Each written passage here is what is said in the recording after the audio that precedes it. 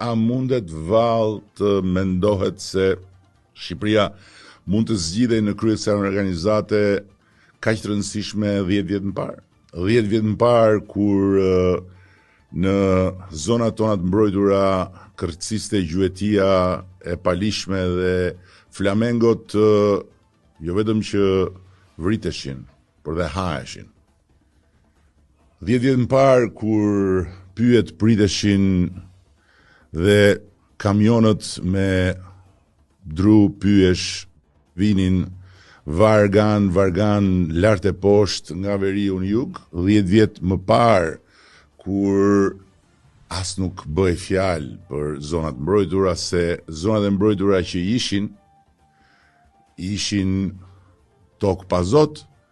ndërkohë që shumë çka që duhej vënë mbrojtje vetëm bëhej pre e babzis. Sa hidrocentrale do t'ishin ndërtuar në Vjos, nëse 10 vjet më parë ne nuk do t'i kishin thënë stop gjithë marrëzisë Shqipërisë, mini superfuqi energjetike e rajonit. Çfarë do kishte ndodhur sikur në këto 10 vjet ne mos ta kishim zgjeruar hartën e zonave të mbrojtura në 25% thuajse të gjithë territorit të Shqipërisë, e të tjera. Pra, fakti që